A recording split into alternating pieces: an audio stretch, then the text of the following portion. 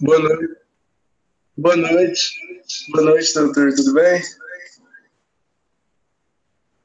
Tudo bem.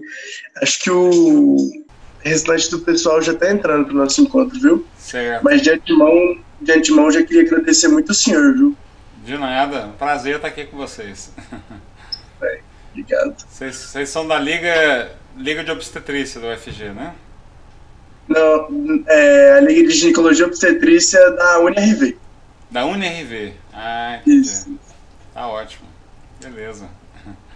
Vou É, mandar uma a mensagem. maioria é de médicos ou de outras áreas? Não, não, todos nós somos acadêmicos de medicina. Todo mundo é acadêmico de medicina. Beleza. Isso. Ótimo.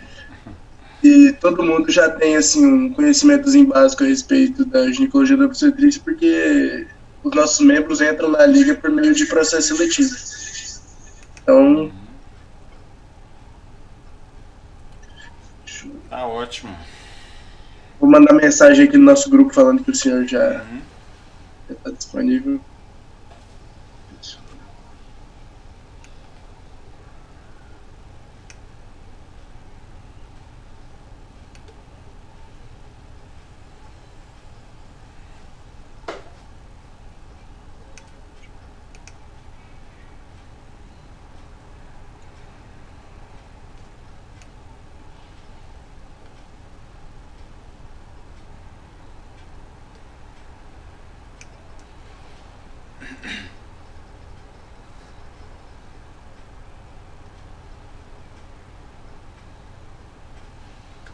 Eu entrei um pouquinho antes só para ver se estava tudo certo.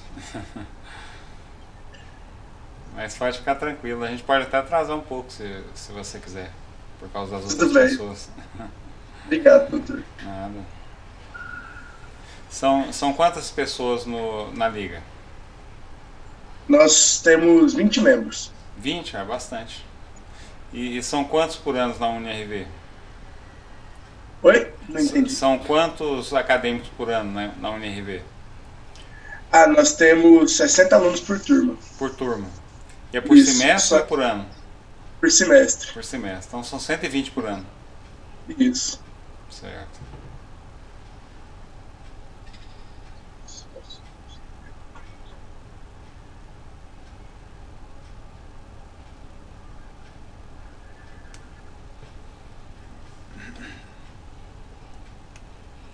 E a liga de vocês é só a parte de obstetrícia? Ou vocês estão obstetrícia e ginecologia? Ou vocês também estão fazendo alguma atividade de mama? Doutor, eu não entendi o que o senhor falou, desculpa. Vocês têm feito alguma atividade de mama também ou só de obstetrícia? Então, na verdade, é o primeiro encontro que a gente está tendo com um médico mastologista. Ah, certo. As nossas outras aulas, todas foram mais com o pessoal do geralzão da GO mesmo. Tá certo. Inclusive, eu até falei pro pessoal, por ser uma experiência nova que a gente vai ter, acredito que seja uma das aulas mais interessantes dessa gestão. Ai, que bom. Tomara. O pessoal tá entrando aos Uhum. pouquinhos. Isso, tranquilo.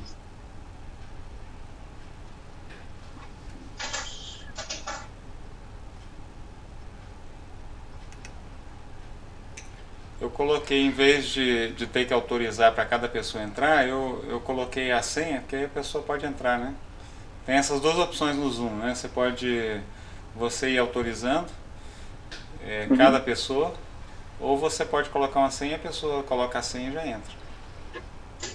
Ah, acho que assim fica mais fácil, né? Mais Depois fácil. alguém entra durante a aula e às vezes atrapalha, ou É, mais perde um fácil. pouco o foco. A gente está, nesse período da pandemia, a gente está tendo muita aula pelo Zoom e pelo Google Meets também. Ah, sim, Aí a gente agora já está mais habituado. a palavra de ordem é live. Tem live para todo lado. Aham.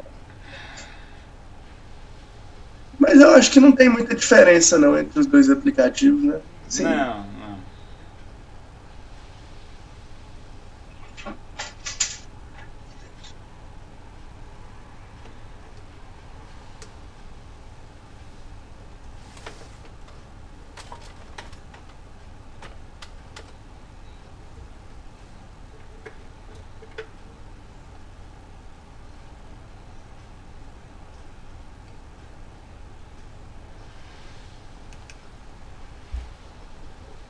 a maioria está em qual ano?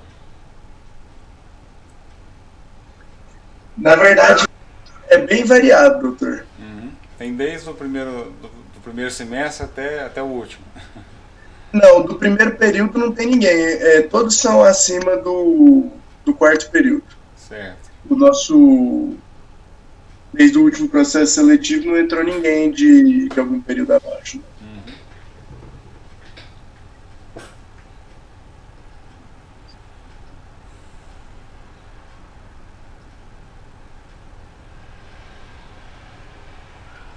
Eu tô vendo aqui como sempre as mulheres dominando, né? Você vê Camila, Jéssica, Bruna, Gabriela, Anelisa, Jéssica, Maria Clara, Lina. A maioria. A maioria mulheres. A maioria dos integrantes da liga são meninas. Mas isso Acho que só. Mas isso é assim mesmo. Na ginecologia, quando eu fiz residência, no meu primeiro ano tinha um outro mais velho, que era homem, o resto, a maioria mulher. E depois eu fiquei sozinho como homem e todo mundo mulher.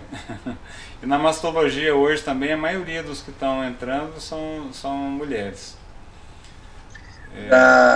Os integrantes da nossa liga, eu acho que são só 4 ou 5 rapazes, o resto são todos.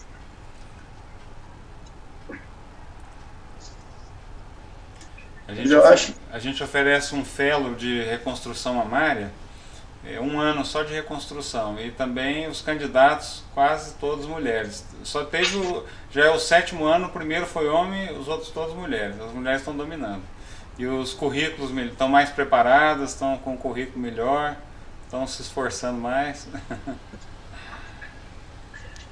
Mas, não só na especialidade de ginecologia e obstetrícia, mas na minha turma também, da faculdade, é dominante de mulheres. Tem bem mais mulheres.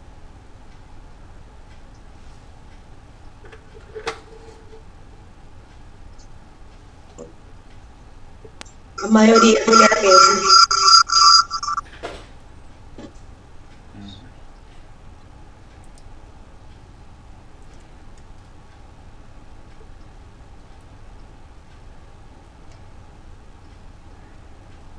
Mas isso é muito bom, né? Uma sensibilidade importante aí na especialidade, né? Uma especialidade que trata a maioria de mulheres, né? E no caso da ginecologia, 100%. No caso da mastologia, a maioria. Nós tratamos homens também, mas a maioria é de mulheres. Existe até uma certa resistência, né, com algumas mulheres em, às vezes, frequentar um ginecologista que seja homem e tudo, às vezes pode se sentir desconfortável. Sim. Sim, na mastologia é menos, assim, a gente não sentia isso não, mas na ginecologia, eu fiz ginecologia primeiro, antes de fazer mastologia. E tinha essa preferência. As mulheres geralmente têm o consultório mais cheio de ginecologia do que o homem. Tem mais procura por ginecologista mulher do que ginecologista homem. Já aconteceu, inclusive, mais de uma vez comigo, quando a gente estava rodando pela ginecologia, a gente foi colher o corpo histológico de uma paciente, ela pediu para quem fosse rapaz sair da sala, porque ela não se sentia confortável. Mas isso é normal, né? A gente tem que respeitar, né? Cada mulher vai se sentir melhor de uma maneira diferente. Sim.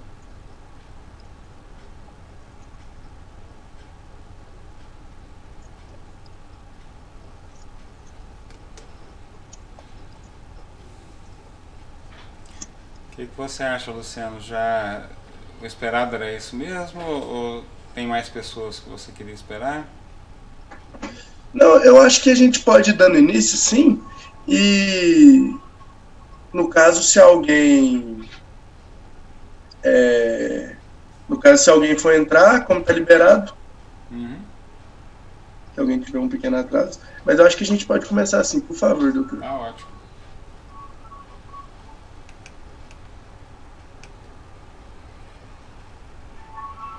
só ver uma coisa aqui.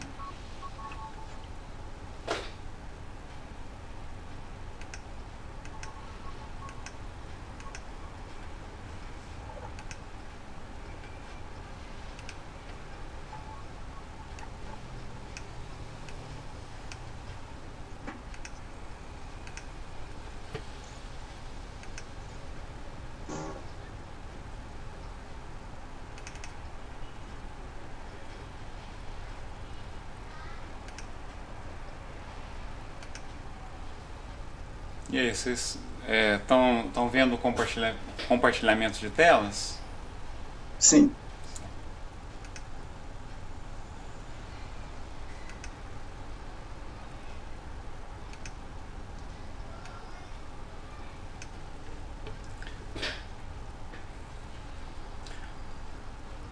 Ok, então vamos começar.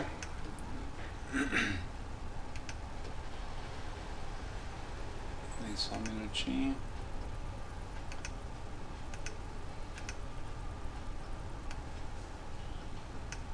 Isso. Então, boa noite a todos. A gente já conversou um pouco, né? Bem-vindos aí a esse mundo fascinante da ginecologia, obstetrícia, da mastologia, para os que se interessarem. E eu posso dizer que eu sou suspeito para dizer, porque eu acho fantástico, assim, uma especialidade muito boa. Sempre agradeço a oportunidade de ter feito essa especialidade. A gente tem muito a acrescentar para as mulheres com câncer de mama. É uma fase difícil de vida das mulheres e é muito gratificante a gente poder estar junto nessa hora tão difícil e com a vantagem de ter a maior parte das mulheres curadas, né? Hoje o câncer de mama ele é curável na maior parte das vezes, então a gente fica muito feliz. É uma fase difícil no início, mas depois a paciente fica muito feliz de ter conseguido ficar curada e passar por todo o tratamento. Então é realmente muito bom. Vamos falar um pouco sobre o tratamento cirúrgico do câncer de mama. Eu sou médico mastologista, Regis Rezende Paulinelli, sou médico do Hospital das Clínicas da Universidade Federal de Goiás, também médico do Hospital Araújo Jorge, onde eu sou responsável por fazer as reconstruções mamárias.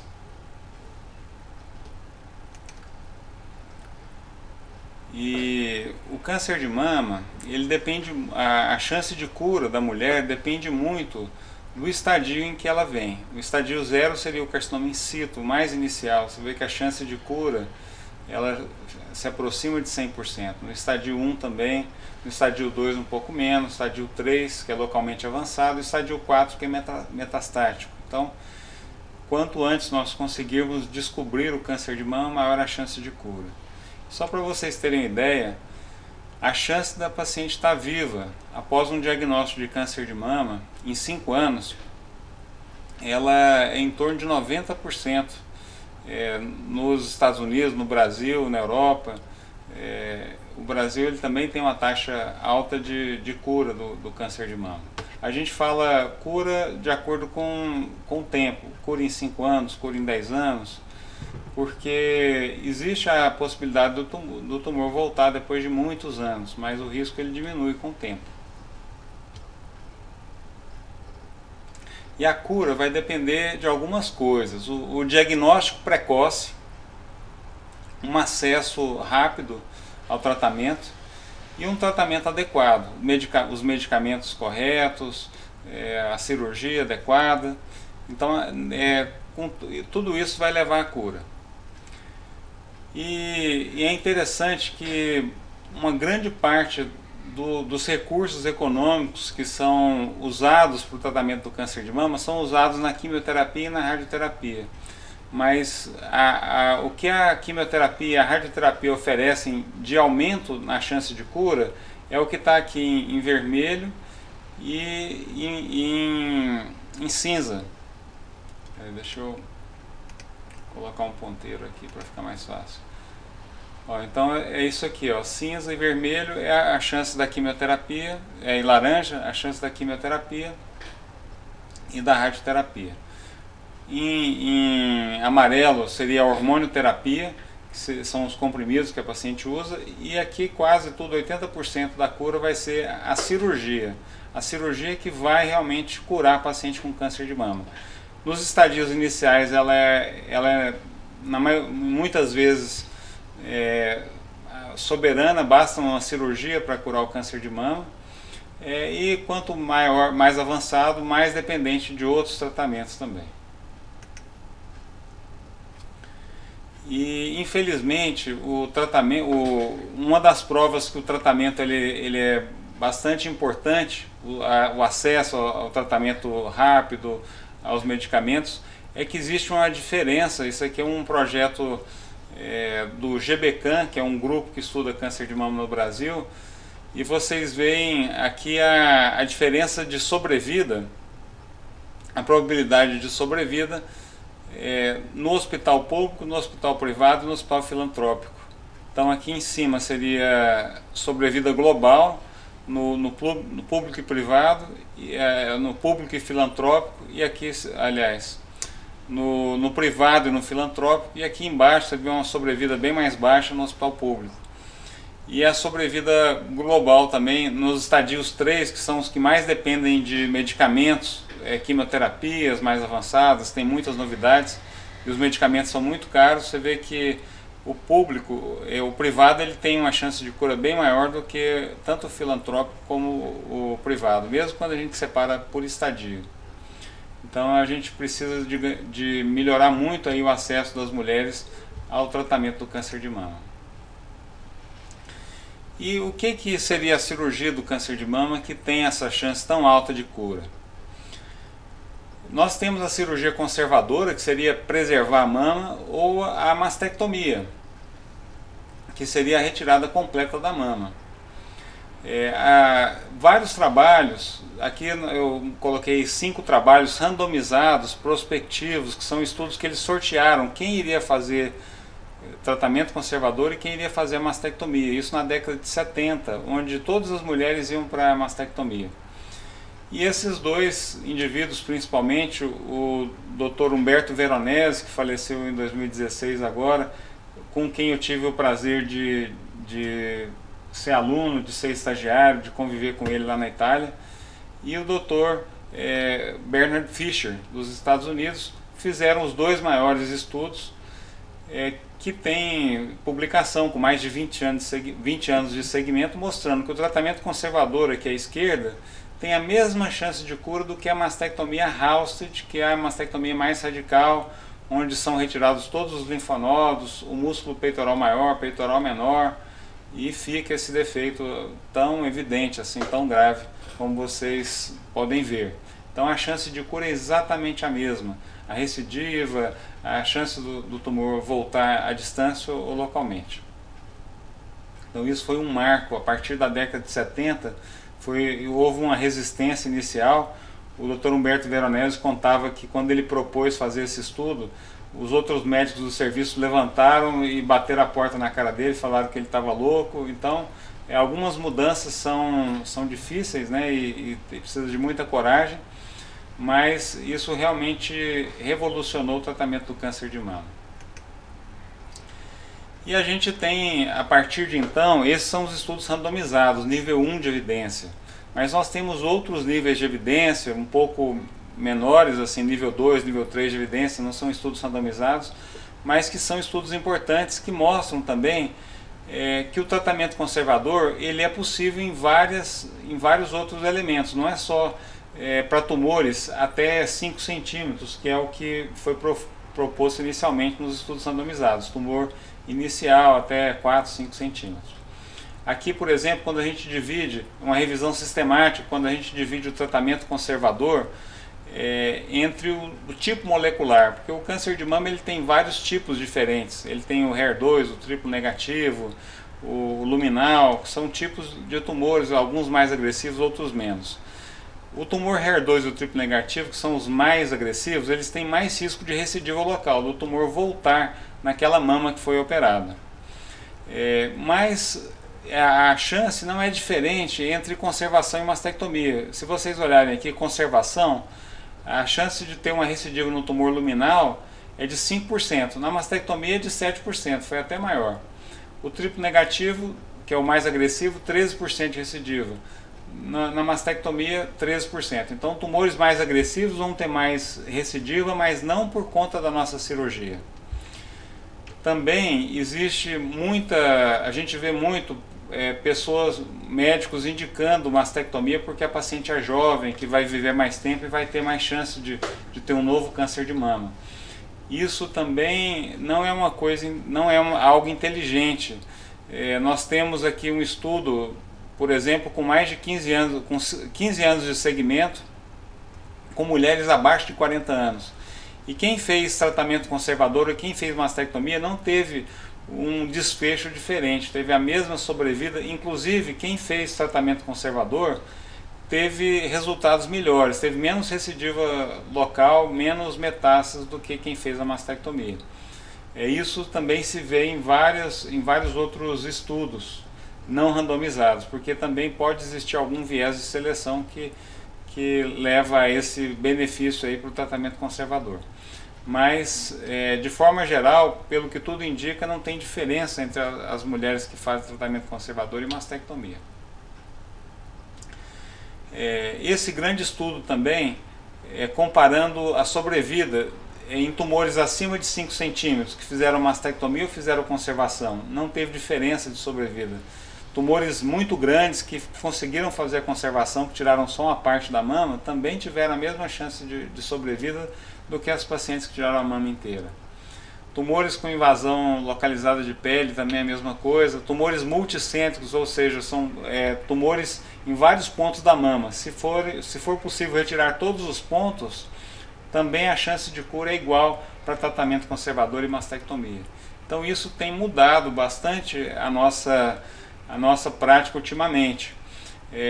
Nós temos publicado muito sobre isso. A gente publicou agora recentemente uma revisão sistemática em 2018, depois vocês podem ler se vocês quiserem, ele é Open Access, é aberto, e fala justamente sobre isso, o tratamento conservador nesses tumores localmente avançados, mostrando que tem várias evidências mostrando que é seguro. E nós estamos desenvolvendo um banco de dados, nós ainda estamos em andamento. Agora eu já estou com mais de quase 700 mulheres que já terminaram todas as etapas de reconstrução mamária. Isso aqui são só pacientes que fizeram algum tipo de reconstrução, ou reconstrução parcial, ou reconstrução total. E o que a gente viu foi, nesse primeiro gráfico aqui, a satisfação. As pacientes que fizeram uma reconstrução parcial, ou seja, não tiraram a mama inteira, fizeram um quadrante e a gente fez uma reconstrução parcial com uma mamoplastia, com uma técnica de plástica para melhorar, para evitar um defeito mais grave, ficaram muito satisfeitas, muito mais satisfeitas do que as pacientes que tiraram a mama inteira e reconstruíram a mama, colocaram uma prótese ou tiraram o músculo, a gordura da barriga e colocaram. A chance de complicação foi 2,5 vezes maior nas pacientes que tiraram a mama inteira. A recidiva local, a chance do tumor voltar foi exatamente a mesma, não teve diferença entre quem tirou parte da mama ou tirou a mama inteira. E as pacientes que retiraram a mama inteira tinham que fazer muito mais cirurgias para terminar a reconstrução. E existem as complicações que poucas pessoas mostram em aulas, mas a reconstrução total pode ter contratura capsular, a prótese pode endurecer por causa da radioterapia, pode ter uma necrose de pele, pode ter uma perda da prótese, várias complicações. E o que nós temos, assim, o que a gente pode fazer para aumentar as indicações de tratamento conservador nesses tumores maiores? A gente não quer resultados como esse que vocês estão vendo aqui, de pacientes que tiraram uma parte da mama, mas ficaram com um resultado horrível, né? Uma deformidade muito grande. Talvez fosse até melhor nesses casos aqui ter tirado a mama inteira. A gente precisa tirar, o limite do tratamento conservador é retirar o tumor, mas deixando um bom resultado estético para a paciente. Esse é que é o objetivo. E nós temos a terapia neoadjuvante, chama neoadjuvante porque é feita a terapia antes da cirurgia. A cirurgia seria a principal etapa do tratamento. Então, se a gente fizer algum outro tratamento, ou quimioterapia, hormonioterapia, radioterapia, algum tipo de terapia antes da cirurgia, chama neoadjuvante. Então, quando a gente faz a terapia neoadjuvante, o tumor ele costuma reduzir de tamanho. E reduzindo, a gente precisa tirar uma quantidade menor de tecido e tem mais chance de preservar a mama. Outro elemento importante é a oncoplastia, que seria a reconstrução parcial da mama.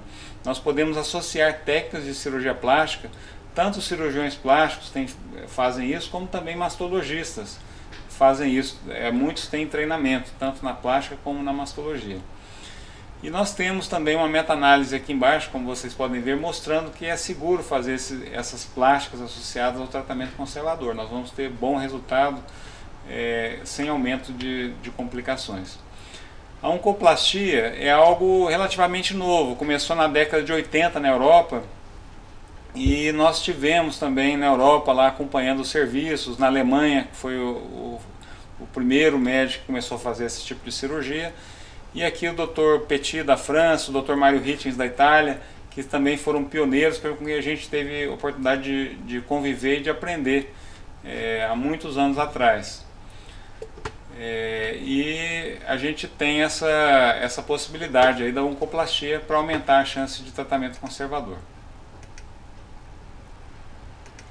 O que seria isso? Então, pacientes com tumor, só para dar um exemplo, um tumor aqui grande na parte inferior da mama. Em vez de deixar um grande defeito aqui, uma mama bem menor de um lado, a gente pode associar uma plástica e retirar tecido dos dois lados e já corrigir a pitose, levantar o mamilo e deixar um resultado melhor.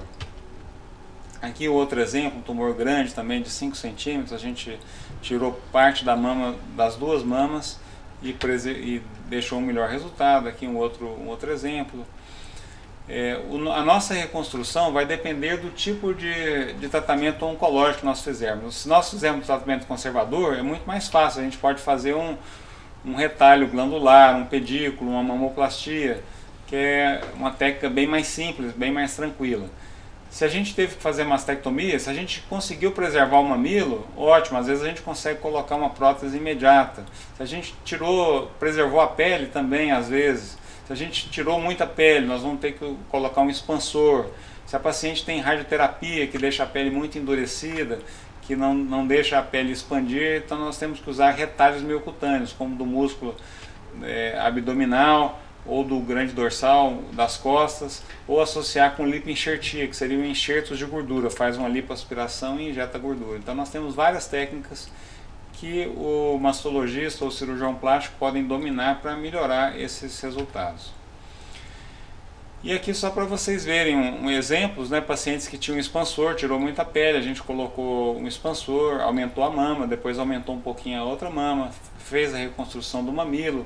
A reconstrução do mamilo pode ser feita de várias formas, nesse caso foi enxerto, mas pode ser uma tatuagem, pode ser uma dobra de pele. Aqui colocando uma paciente que colocou prótese, né, e a gente já reconstruiu, colocou a prótese, reconstruiu o mamilo. Uma reconstrução com grande dorsal, que é o músculo das costas, então a gente retira aqui esse músculo das costas e traz ele para frente para recuperar essa pele. E também o retalho abdominal, aqui pacientes que tiraram a gordura da barriga e a pele da barriga para reconstruir. Geralmente é mais utilizado em pacientes que já fizeram mastectomia, que tem radioterapia, que são casos muito ruins para tentar reconstruir com prótese, pois a chance de complicação é muito alta nesse caso. Aí os retalhos eles são melhores para o paciente. E hoje em dia, infelizmente, existe uma tendência de aumento das mastectomias bilaterais. Aqui um trabalho americano com quase 200 mil mulheres, se a gente comparava a mastectomia bilateral, a retirada das duas mamas, em 1998 era 2%, em 2011 12%. Então houve um aumento muito grande. Mas o que esse trabalho mostrou é que a chance de cura das mulheres vai ser exatamente a mesma daquelas pacientes que fizeram só um quadrante, tiraram um pedacinho da mama, ou as pacientes que tiraram as duas mamas. Tirar as duas mamas não teve nenhum benefício oncológico aí para as pacientes, não teve ganho para elas. O que teve foi aumento de complicação. A gente faz, às vezes fica bom, mas com o tempo a prótese tem contratura, tem que trocar, pode ter infecção, perda da prótese. Então a reconstrução total da mama ela é muito pior em geral do que a retirada de uma parte só da mama. Essa aqui é uma meta-análise, meta-análise é um estudo que estuda vários outros estudos. Aqui essa meta-análise estudou 61 estudos, mais de 15 mil mulheres. As pacientes que faziam mastectomia bilateral, 5 a 15% estavam arrependidas com a decisão, 15 a 20% insatisfeitas com o resultado estético, tinham muitas cirurgias adicionais, 64% quando fazia reconstrução tinha que fazer mais cirurgias do que o previsto. Quase a metade achava que o resultado estético era pior depois da cirurgia, 32% com problemas psicológicos e 70% com dor e incômodo por ter feito a mastectomia. Então não é uma coisa simples. Às vezes as pacientes chegam, é frequente a paciente chegar no consultório desesperada: doutor, eu estou com câncer, eu quero tirar as 2 mamas porque eu não quero ter câncer de novo. Como se isso fosse mudar a chance dela ter câncer de novo. Não muda. Mesmo com a mastectomia é possível ter um novo câncer de mama e é possível ter uma recidiva à distância do tumor, metástase. Isso não vai mudar por ter tirado as 2 mamas. Então as pacientes não têm a noção disso. Elas acham que retirando a chance do câncer voltar vai ser menor, e não é. E o esvaziamento axilar é uma outra parte da cirurgia da mama. Uma parte da cirurgia é a retirada da mama, que eu comentei, e a outra parte é a retirada dos linfonodos da axila. Os linfonodos são o primeiro ponto para onde normalmente o câncer metastatiza, para onde ele pode ir além da mama. E no início, na década, até 10, 20 anos atrás, todas as mulheres que tinham câncer de mama tinham que fazer esvaziamento axilar, tinham que retirar todos os linfonodos da axila. E isso tem algum problema. Então é muito comum ter seroma, 20% tem linfedema, que é isso que vocês veem na foto, um braço bem mais inchado que o outro. Isso é crônico, é para a vida inteira, é bem limitante esse tipo de problema.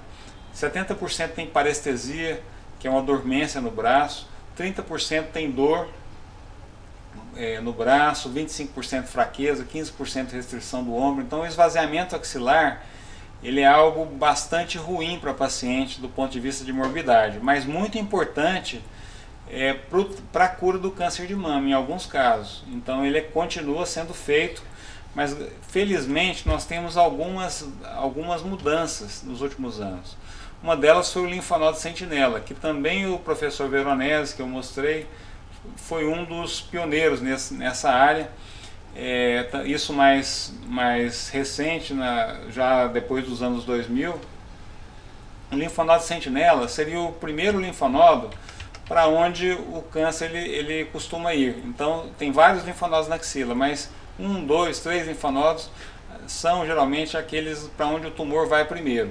Se esse linfonodo estiver livre, não é preciso tirar os outros, porque os outros também vão estar livres. É isso que os estudos mostraram, esses estudos da década dos anos 2000.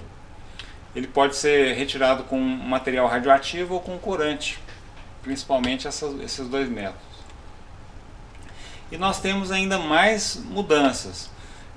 Por exemplo, esse estudo que é chamado ACOSOG Z011, para quem é mastologista, todos conhecem esse estudo porque ele também mudou bastante a nossa prática. É um estudo americano que mostrou que se tiver até 1 ou 2 linfonodos comprometidos, também não é preciso fazer o esvaziamento axilar.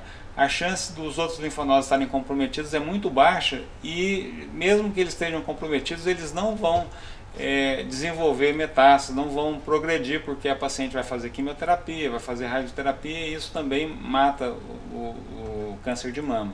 Então isso foi uma grande revolução. Hoje, em vez de tirar todos os linfonodos todos os linfonodos de todo mundo, a gente não está tirando, mesmo quando o tumor está comprometendo o linfonodo, 1, 2 linfonodos, a gente ainda consegue preservar a axila. Esse é um estudo também da Itália com micrometástases, também mostrando que se tiver micrometástases nos linfonodos não precisa fazer o esvaziamento. Então várias mudanças aconteceram. Isso ainda é bastante controverso depois da quimioterapia, porque a quimioterapia diminui a sensibilidade do linfonodo sentinela, deixa o método um pouco mais impreciso. Às vezes você pode tirar o linfonodo, ele está livre, mas tem outros linfonodos positivos.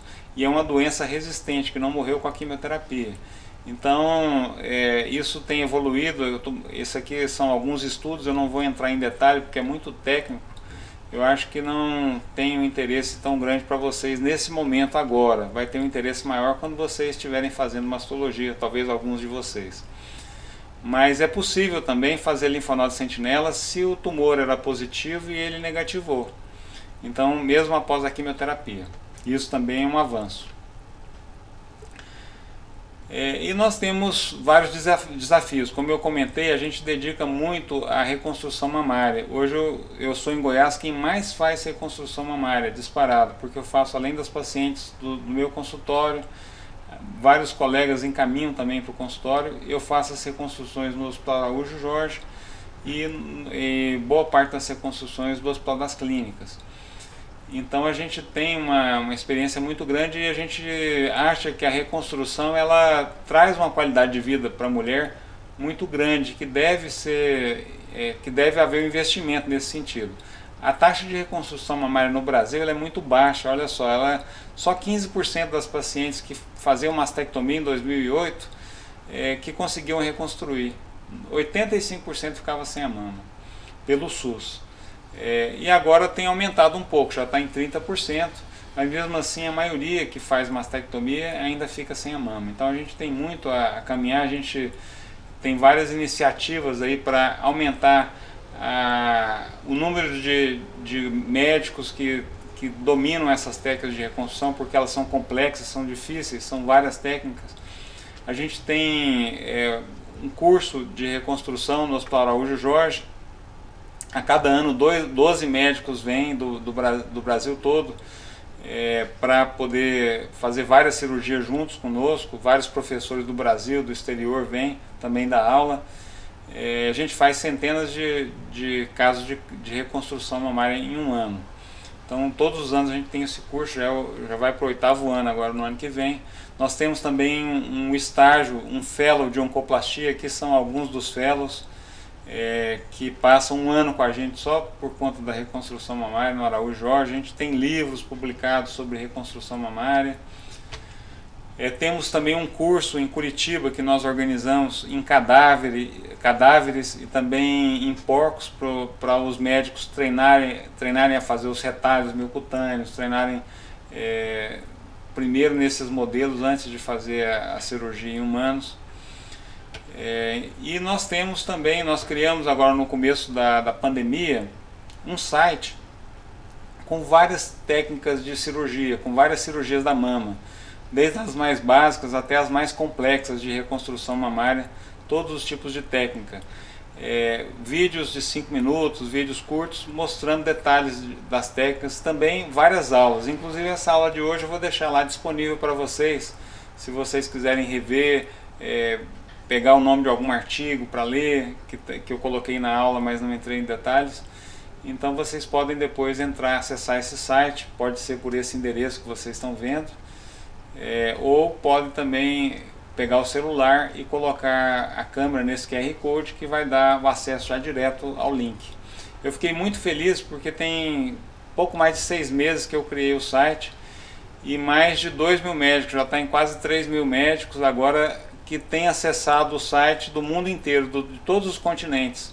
Tem acessado diariamente para ver as aulas estão em português, em espanhol, em inglês, tem legendas, tem também os vídeos em inglês. Então pessoas do mundo inteiro estão acessando, estão usando esse material para aprender e para se aperfeiçoar. É um site gratuito que a gente fez justamente para ajudar esses vários alunos, ex-alunos e outras pessoas, outros colegas interessados. Hoje em dia, muita gente está interessada em reconstrução mamária. Era algo que antes quase era uma sala vazia nos congressos, tanto da plástica como da mastologia, ninguém queria saber. E hoje já muita gente interessada, e é uma área promissora para vocês também. Nós temos um congresso, a gente organiza um congresso aqui em Goiás, que é o maior congresso de pesquisa em câncer de mama. Eu faço parte da comissão organizadora e chama Brazilian Breast Cancer Symposium. Ele acontece em Pirenópolis todos os anos. O ano que vem vai ser o 10º ano do congresso. E eu convido vocês, tem centenas de palestrantes do Brasil, do exterior, centenas de participantes que vêm do Brasil e do exterior também para assistir o congresso espontaneamente.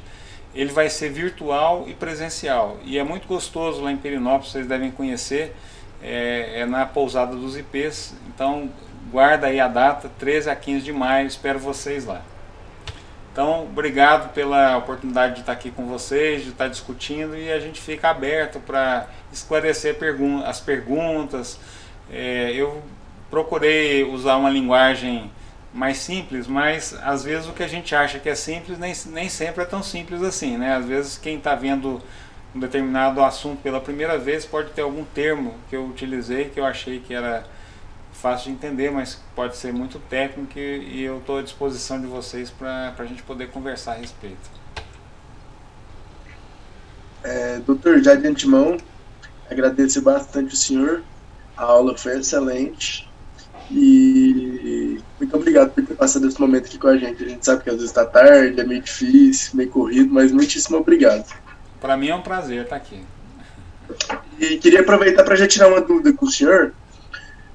Quando a gente faz a retirada do sistema linfático, o senhor falou que a gente faz uma retirada dos linfonodos na região da axila.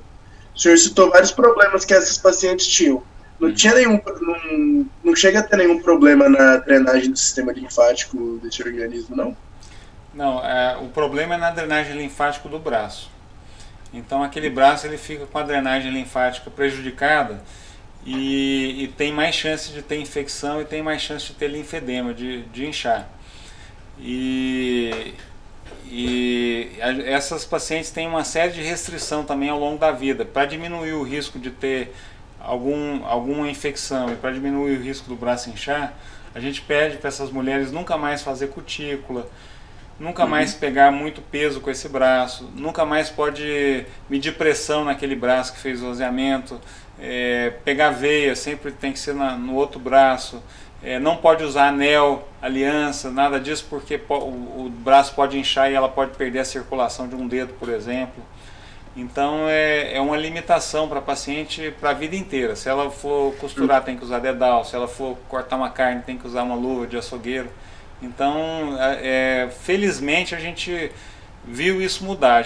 Eu peguei ainda a época da minha residência que fazia esse esvaziamento axilar para quase todo mundo, já começando o linfonodo sentinela, e hoje que a gente faz muito pouco esvaziamento axilar. A gente faz ainda, infelizmente, nos tumores grandes, a gente ainda tem muito tumor localmente avançado. Em outros países, a chance de 90% dos tumores são iniciais. Aqui, 40% só são iniciais, 40%, 50% são iniciais. A metade ainda é de tumores localmente avançados ou avançados. Então a gente está longe ainda, a gente precisaria de um rastreamento populacional, porque aqui é só quando o médico pede, quando a paciente quer, né, e está conscientizada que é importante. Em outros países ela recebe uma cartinha em casa que está na época dela fazer o exame e ela tem que ir. Tem alguns países, por exemplo na Suécia, que se a paciente não for fazer a mamografia na época certa, se ela tiver um câncer de mama, o sistema de saúde não trata dela, porque ela não fez a mamografia que era parte dela. Então é muito diferente o que a gente tem aqui de outros países. Então a gente precisa ainda melhorar muito o rastreamento e também o tratamento, o acesso, a facilidade do tratamento. Tem um longo caminho para a gente percorrer. É uma realidade completamente diferente, né? Sim. Obrigado. Nada.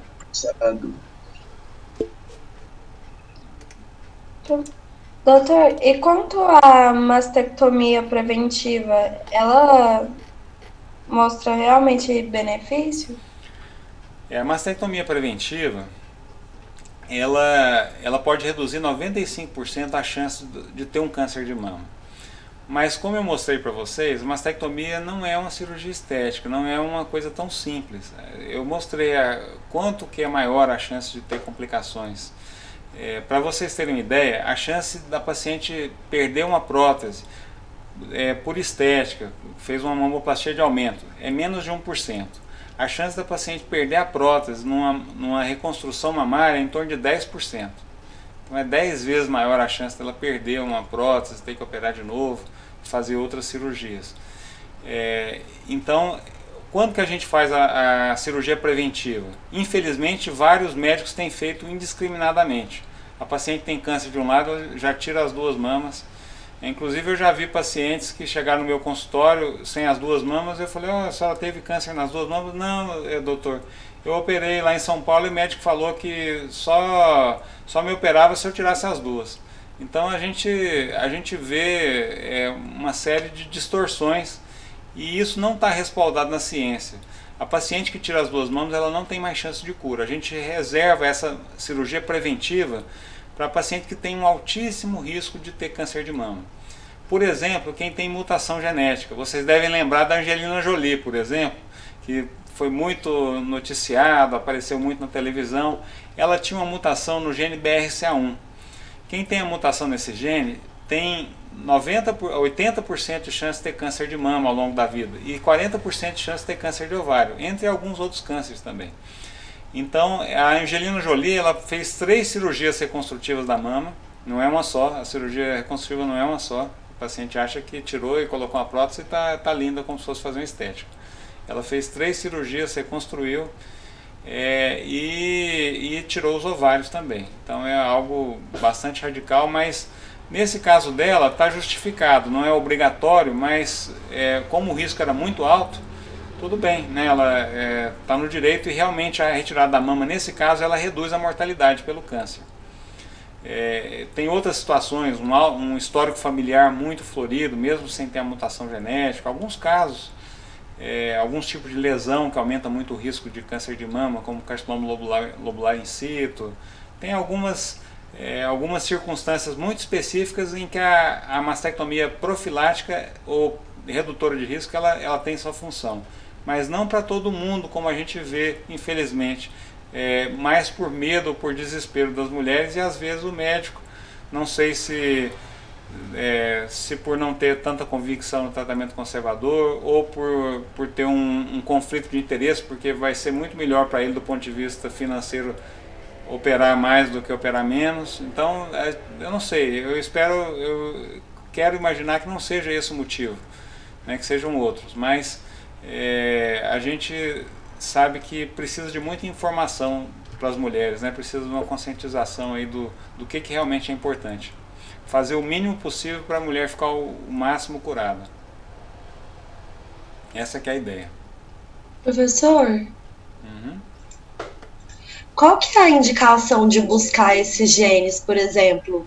Tipo, no caso da Angelina Jolie, porque, por exemplo, no meu caso, eu tenho um histórico familiar muito forte de câncer de mama na família. Minha bisavó, minha avó, minha mãe. Então, assim, qual que é a chance de eu ter alteração, tipo, nesses genes e qual a indicação de eu buscar, por exemplo? Certo. E ótima sua pergunta, Jéssica. É Jéssica, né? Isso. Foi a Jéssica que perguntou.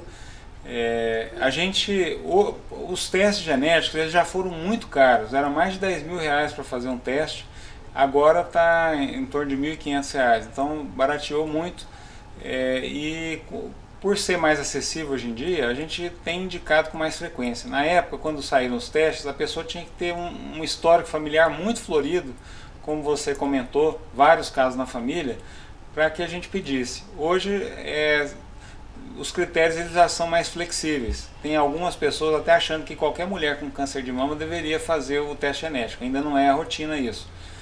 Mas a gente pede, no caso como você citou, que tem histórico na família, a gente costuma pedir o teste genético. E hoje é bastante simples, é um teste que faz de saliva ou de sangue e a gente já tem o resultado. Em 2, 3 semanas a gente tem o resultado. Se tem uma mutação, não só o gene BRCA1 como eu comentei, mas vários outros tipos de gene. E tem algumas outras síndromes em que o problema maior nem é o câncer de mama, às vezes são até outros tipos de câncer. E a gente consegue saber exatamente qual que é o risco, qual que é a probabilidade de ter um câncer de mama ou de outras áreas. E a gente tem várias estratégias de prevenção, não é só a cirurgia retirada da mama. a gente tem várias estratégias, uso de medicamentos que reduzem o risco, fazer ressonância, às vezes com mais frequência, tem várias estratégias que a gente pode fazer para essas mulheres. A cirurgia profilática é uma delas que a gente discute entre várias opções. Mas, por exemplo, a indicação seria... Tem um critério, por exemplo, para pedir? Sim, a gente segue alguns critérios. Na verdade, são vários critérios. Então, se vocês quiserem mais detalhes, qualquer mulher que teve um parente com câncer de mama bilateral tem indicação. Qualquer mulher que teve... Qualquer pessoa que teve um parente com câncer de mama em homem, qualquer parente com câncer de mama abaixo dos 50 anos, qualquer triplo negativo, tumor triplo negativo abaixo dos 60 anos. Aí tem uma série de listas, assim, eu estou na metade delas, acho que não precisa falar uma por uma, mas só para vocês saberem, realmente tem. Aí o que acontece é a paciente vai ao consultório, a gente examina, vê os exames que ela tem que fazer na faixa etária, e se tiver o histórico familiar, se ela encaixar nesses critérios para pedir o teste genético, a gente já solicita. E a gente tem, e a maioria dessas mulheres que a gente pede o teste genético, elas não têm o teste genético positivo.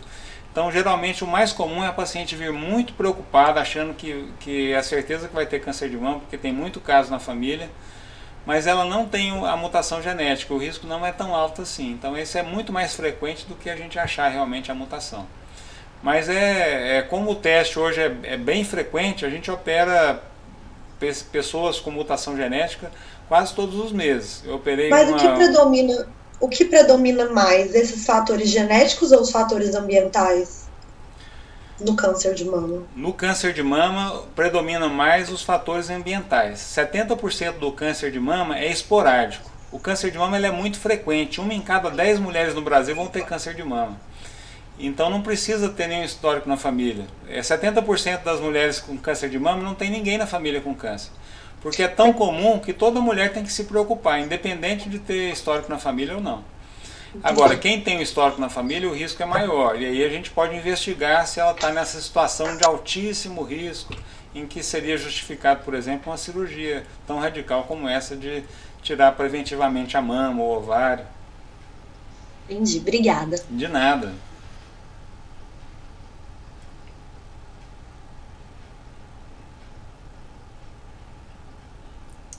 Pessoal, restou mais alguma dúvida em alguém? Eu queria perguntar mais uma coisa para o Dr. Harris. Como não tem perguntas, eu queria agradecer novamente a oportunidade de estar aqui com vocês, porque eu acredito que a informação ela é uma das maiores armas que a gente tem para tudo, né, na medicina. Se a gente estiver bem informado, se a gente puder orientar bem as pessoas, talvez alguns de vocês, como estão na liga, vão se interessar pela área de ginecologia. 80% das mulheres, por exemplo, têm alguma queixa mamária. Elas vão perguntar primeiro para o ginecologista, a mama está com dor, tem dor, tem cisto, tem alguma coisa na mama, está sentindo alguma alteração. Então é algo extremamente importante, mesmo que vocês não façam mastologia, mesmo que vocês não façam ginecologia, 80% das mulheres, suas mães, irmãs, filhos, sobrinhas, elas vão perguntar para você sobre a mama. Então é importante essa informação, ter uma informação de qualidade. A gente vê uma pandemia de fake news, que é muita informação desencontrada, muita coisa não científica. E ter informação de qualidade, ter informação científica é o melhor que vocês podem fazer para as pacientes de vocês. Elas vão te perguntar e espero que essa aula possa ajudar de alguma forma. Se Deus quiser, vai ajudar muito, professor. Muito obrigado. Uma boa noite para o senhor. De nada, um abraço, prazer conhecer vocês. Espero que na próxima vez a gente se conheça pessoalmente. Obrigada, doutor. Prazer foi nosso. Um abraço, tchau. Abraço. Tchau, obrigada.